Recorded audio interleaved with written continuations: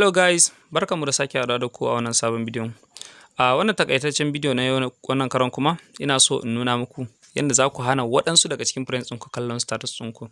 Akwai wanda mun ƙorafi kan cewa yana so ya ɗaura status akan WhatsApp ɗin shi amma kuma yana so fa akwai ƴan uwansa da baya so ya kasance suna kallon status. Misali a ce kai ne kake so kai posting ɗin fotunan da ya shafi na budurwarka ko kuma a'a kake so kai wani posting na abin naka na sirri amma fa kuma baka so waɗansu daga cikin friends ɗinka su kalla.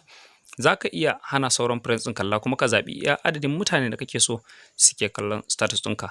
Idan kana so ka hana waɗansu daga cikin friends ɗinka kallon status ɗinka, sai in ka kalli wannan bidiyo ko kuma sai kin kalli wannan bidiyo daga farko har zuwa ƙarshe, za ki ga yadda za ki hana mutane da dama kallon status ɗinki ko kuma aka hana mutane da dama kallon status ɗinka. Sai dai fa ya kasance waɗanda kai ka zaɓa ne kuma wanda kai kake so su gani status ɗin su kaɗai za su gani. To kan fara kada ku manta a wannan channel na Sani Boy TV da kuke kallon bidiyo, ku yi subscribe a wannan channel ɗin idan ya kasance yau ne farkon ziyartar channel ɗin nan kuma yau ne kuka fara kallon bidiyo. Idan kuma kun ji daɗin wannan bidiyon za ku iya yi mana like nashi. To abin da za ku yi da fari mai sauƙi ne. Za ka shiga application ɗinka na WhatsApp wanda kake chatting da shi, in ma GB ne ko normal WhatsApp ne ko ma wanne dai duk ɗaya ne. Za ka je ka buɗe application ɗinka na WhatsApp kamar yadda kuke kallo ina nuna muku shi a cikin wannan bidiyo. Da zaran ka shiga cikin WhatsApp ɗin, haka na ɗan kallon ƴan friends ɗinka hakan nan ga sunan kamar yadda kuke kallo nawa da nake nuna muku a halin yanzu. To abin da za ku yi nan sai ku kula a can sama akwai inda aka rubuta status wanda shi za ku taɓa. Kana taɓa wannan status ɗin a nan sai ka kula ta can hannun dama, can san hannun dama ta sama za ku ga wasu ɗigo guda uku a jere kusa da alaman sacin ɗin nan shi za ku taɓa. Kana taɓa wannan alaman ɗigo guda ukun nan za ka ga ya kama rubutu guda biyu kamar da kuke kallo. Na farkon a rubuta status privacy, na biyu kuma an sa setting. To na farkon shi za ka taɓa, status privacy shi za ka taɓa. Kuna taɓa wannan status privacy za ku ga ka rubutu guda ukun nan, my contact da kuma my contact accept da kuma only share with.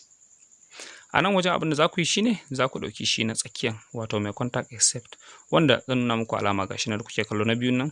Kuna taɓa shi za ku ga kawo muku duk wani friends ɗinku da suke cikin WhatsApp ɗin da kuke chatting da su da kuma duk wani friends da ya kasance akan number wayanka suna nan. To a nan wajen za ka natsu ne ka zaɓi friends ɗin da ba ka so su kalli status ɗinka in ka ɗaura. Misali kamar yanzu na taɓa wannan mutum na farko kun ga ya sa alamar mark na ja, sai in taɓa wani mutum daban wanda a ce su ne ba na so suke kallon status da zarar na ɗaura a kan WhatsApp ɗina.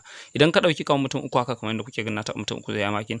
Ku kalli a can ƙasan nan akwai alaman good da kuke gani, alaman makin wanda kuke gani yanzu bari nuna muku shi da alaman ja nan sai ku kalle shi. Kun ga wannan alaman good nan shi za ku taɓa. To kuna ɗan taɓa shi za ku ga ya shiga da wannan page. A nan ƙasa akwai inda aka rubuta done wannan green ɗin shi za ku taɓa. Kana taɓa za ka ga ya koma daga cikin WhatsApp ɗin kamar haka. To daga lokacin nan duk wani photo ko kuma wani bidiyo da ka ɗaura a status ɗin wa'annan mutanen da kai makin ka ce ba ka so su kalli status ɗin ba zai taɓa yiwuwa su kalli status ɗinka ba, duk yanda suka yi ba su da hanyar da za su kalli status ɗinka. To duka anan na kawo ƙarshen bidiyo wannan gajeren bidiyo na satin, sai mu sake haɗa da ku wani sabon bidiyo. Kada ku manta ku yi subscribe a wannan channel na Sani Boy TV. Sannan kuma ina so in tallata muku wannan channel na Abubakar Connect TV wanda shi ma yana ɗora bidiyoyi da shafi irin wannan channel ɗin. Shi ma ku yi masa subscribe.